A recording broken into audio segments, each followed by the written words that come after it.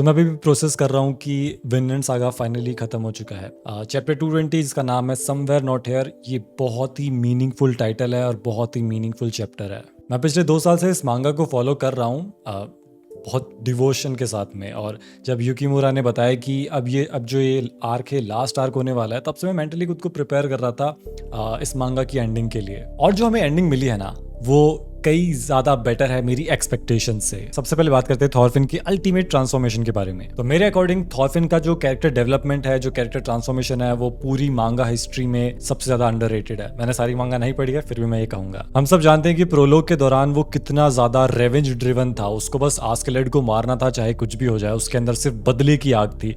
और ये कहानी 20 साल पहले शुरू हुई थी, तो 20 साल के अंदर ये जो कहानी में उसके अंदर जो चेंजेस आए हैं ना, कहानी के अंदर भी शायद काफी साल हो गए हैं, तो उसमें जो चेंज आया ना वो ड्रास्टिक है और साथ में लाइफ चेंजिंग भी है। जब मैंने पहली बार वो लाइन सुनी थी ना उसके मुंह से कि I have no enemy, second season में ये होता है, और तब मैंने सोचा कि ये थोड़ा अजीब नहीं है? मतलब कि दुनिया में इतना वायलेंस है, लोग एक दूसरे को मार रहे हैं, लोग दूसरे लोगों का बुरा कर रहे हैं, और ये कह रहा है कि आई हैव नो एनिमीज। मैं उस समय समझा नहीं था, लेकिन धीरे धीरे over the years, over the chapters, Yukimura ने समझाया कि इस लाइन का मतलब क्या है। विनलैंड आर्क में जब थॉरफिन अमेरिका पहुंचता है, तब हमें पता चलता है कि ये कहानी सिर्फ पैसिफिज्म के बारे में नहीं है, ये अटोनमेंट के बारे में है। थॉरफिन लिटरली अपने पास्ट में किए हुए सिंस के लिए ना रिडेम्पशन ढूंढ रहा होता है। Not just through words, but वो एक्शन करके रिडेम्पशन ढूंढ रहा होता है। वो फसल उगाना चाहता है, वो एक जगह बनाना चाहता है जहां पर सिर्फ पीस हो। वो लिन्यू के लोगों के साथ में पीस रखना चाहता है। लिन्यू बोलते हैं ना शायद, यार पता नहीं, मांगा में एलिन्यू लिखा, मैं लिन्यू बोल रहा हूँ उनको। एनीवे, जो अभी हमें एंडिंग मिली है ना, वो बहुत ज्यादा इमोशनल है आइनार की डेथ की वजह से। और जब वो मैंने डेथ देखी थी, मैं तो रोने लग गया था भाई, क्योंकि आइनार को इतने टाइम से देखा था डेवलप होते हुए। एक सिंपल फार्मर था वो, फिर वो थॉरफिन से मिलता है, थॉरफिन के आइडियल्स को समझता है, वो खुद उसके रास्ते पर चलने लगता है, वो रेवेंज का, वायलेंस का रास्ता नहीं लेता है। जब वो लिन्यू के वॉरियर को सेल्फ डिफेंस में मारता है, और उसकी इमीडिएटली बाद में उसको रियलाइज भी हो जाता है, उसको रिग्रेट भी होता है कि ये जो बर्डन है ना, ये कितना ज्यादा हैवी है। और ये मोमेंट सबसे पावरफुल मोमेंट होगा इस पूरी कहानी में, क्योंकि यही तो मीनिंग था। उस वॉरियर को मारने के बाद में जब आइनार पहली बार थॉरफिन से मिलता है ना, तो थॉरफिन के सामने आइनार खड़ा होता है, और थॉरफिन देख सकता है कि उसके पीछे एक डेड बॉडी है, एक जिंदा लाश है। और थॉरफिन उसको देखते ही समझ जाता है कि आइनार को फाइनली बंदा मारना पड़ ही गया। और आइनार ने बताया नहीं था थॉरफिन को, थॉरफिन अपने आप ही वो बर्डन को समझ गया था। और तब आइनार को समझ में आता है कि किसी को मारना, रेवेंज का रास्ता लेना, वायलेंस का रास्ता लेना कितना ज्यादा बुरा हो सकता है। मैं तो अब एनिमे का भी वेट कर रहा हूँ। मैं देखना चाहता हूँ कि इस पर्टिकुलर मोमेंट को वो एनिमे में कैसे दिखाते हैं, क्योंकि वहां पर और ज्यादा ड्रामेटिक किया जा सकता है इस चीज को। हमने हमेशा से देखा था कि थॉरफिन को वो सब लोग दिखते रहते हैं जिनको उसने मारा है, और वो सीन्स कितने ज्यादा विजुअली स्टनिंग थे। तो वैसा ही आइनार के साथ भी ये लोग कर सकते हैं कि आइनार ने सिर्फ एक बंदा मारा था, और वो उसी में समझ गया कि थॉरफिन किस चीज से गुजर रहा था इतने सालों से, और क्यों थॉरफिन जो सोचता है वो सही है। हालांकि वो कंप्लीटली प्रैक्टिकल नहीं है, लेकिन उसका सोचना कि भाई मुझे वायलेंस नहीं करना, मुझे किसी को मारना नहीं है, मेरे कोई एनिमीज नहीं है, ये एक अच्छी सोच है। एनीवे, आइनार की जो डेथ है ना, वो नैरेटिवली कितनी ज्यादा परफेक्ट है। मतलब उसकी डेथ हमें बताती है कि आइडियलिस्टिक पैसिफिज्म कितना ज्यादा फ्रेजाइल है रियल वर्ल्ड में। मतलब अगर हर कोई बंदा मान भी ले कि चलो हम वायलेंस नहीं करेंगे, लेकिन एक बंदे ने भी कुछ गड़बड़ करी, एक बंदे ने भी वायलेंस किया, तो सब कुछ बर्बाद हो सकता है। आइनार की डेथ ने यार मेरा दिल तोड़ दिया, क्योंकि वो मरते समय भी थॉरफिन से कहता है कि now I understand why you don't want to fight. और आइनार की डेथ ना बिल्कुल भी मीनिंगलेस नहीं थी। उसकी डेथ इस चीज का प्रूफ है कि थॉरफिन की जो सोच थी ना, वो बिल्कुल सही थी। एक चीज जो मुझे इस पूरे विनलैंड आर्क के अंदर अच्छी लगी, वो ये थी कि युकीमुरा ने इस ट्राइब के लोगों को ना बड़े अच्छे तरीके से दिखाया है। ज्यादातर मांगाज में या स्टोरीज में क्या होता है कि जब कोई अलग ट्राइब दिखानी होती है, इस तरीके के लोगों को दिखाना होता है ना, तो वो या तो नोबल सैवेजेस होते हैं या फिर वायलेंट बारबेरियंस होते हैं। पर यहाँ पे इस पूरे ट्राइब के कल्चर को समझाया गया था। इस पूरे ट्राइब में जितने अलग अलग लोग थे, उनको डेप्थ में दिखाया गया था। ऐसा भी नहीं था कि सब लोग ही बुरे हैं, कंप्लीटली बुरे हैं, ऐसा नहीं था। कुछ लोग अच्छे थे, कुछ लोग थोड़े बुरे थे, लेकिन उनमें भी अच्छाइयां थी, उनमें भी रिडेम्पशन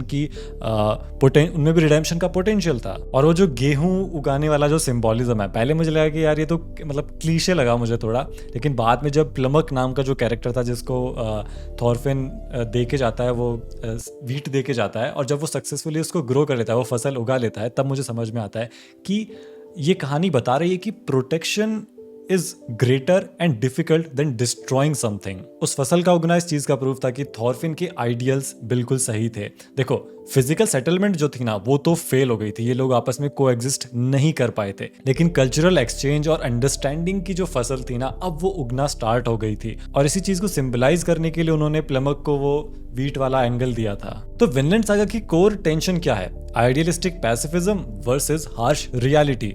थॉरफिन का ये कहना कि आई हैव नो एनिमीज और फिर वायलेंस का यूज ना करना, हर समय वायलेंस फेस करना पर वापस ना करना, ये प्रैक्टिकल है क्या? और दूसरी तरफ कैन्यूट था, उसका तो सीधा सा हिसाब था कि भाई मैं वायलेंस का यूज करूंगा, जोर जबरदस्ती करूंगा ऑर्डर और पीस लाने के लिए।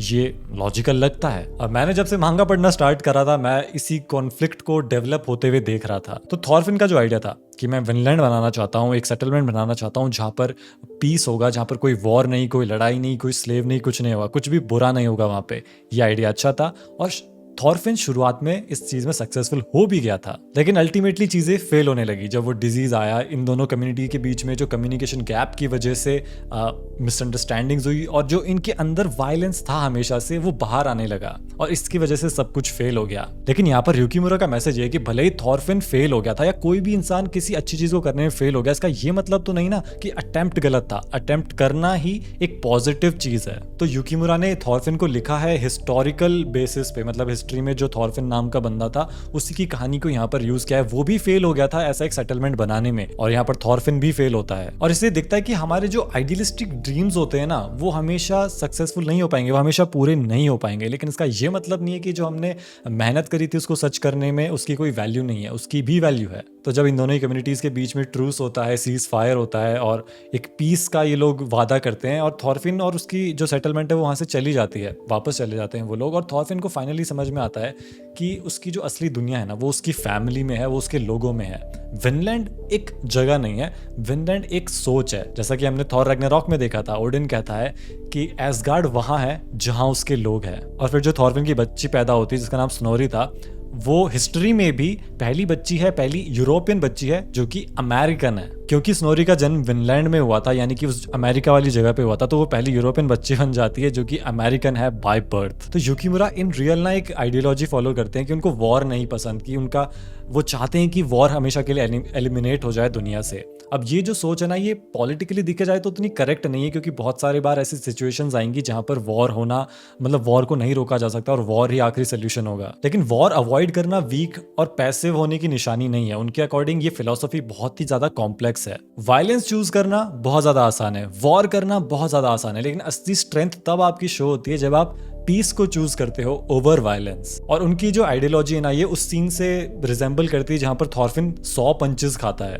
उसने 100 पंचेस खाए थे, वापस फाइट बैक नहीं किया था। ये उसकी वीकनेस को नहीं दर्शाता, ये उसकी स्ट्रेंथ को दर्शाता है कि उसने वापस अटैक नहीं किया, उसने वापस वायलेंस नहीं किया, उसने साइकिल ऑफ वायलेंस को तोड़ा। मैं जानता हूँ ये जो पूरी फिलॉसफी है ना ये डाइजेस्ट करना आसान नहीं है, इसको समझना आसान नहीं है, क्योंकि ये उतनी आइडियल नहीं है। तो मेरे ख्याल से जो ओपन एंडिंग थी ना ये बहुत सही थी। क्योंकि ओपन एंडिंग मैं इसलिए कह रहा हूँ क्योंकि ऑब्वियसली अब इन लोगों की लाइफ में क्या होगा वही होगा जो आज दुनिया में चल रहा है, यानी कि उनकी पीढ़ियां आगे बढ़ेगी और एक ऐसा सेटलमेंट बनेगा जो आज बन रखा है, एक ऐसा सिस्टम बनेगा जो आज बन रखा है। बहुत सारी जो लॉन्ग रनिंग मांगास होती है ना वो क्या करते हैं, एंडिंग में स्पेक्टेकल दिखाने के लिए, ऑडियंस के होश उड़ाने के लिए बिल्कुल ही चीजों को चेंज कर देते हैं, कैरेक्टर आर्क कहां से कहां ले जाते हैं और रश्ड एंडिंग भी हो जाती है उनकी और लोगों को मजा नहीं आता है फिर कि भाई इसमें कंसिस्टेंसी नहीं है, ये मांगा की कोर थीम को फॉलो नहीं कर रहा। लेकिन यहाँ पे जो एंडिंग है वो मांगा की कोर थीम को ही फॉलो करती है। हालांकि कुछ कैरेक्टर्स को क्लोजर भी दे देते तो बढ़िया रहता, वो इन्होंने नहीं किया, लेकिन कोई बात नहीं।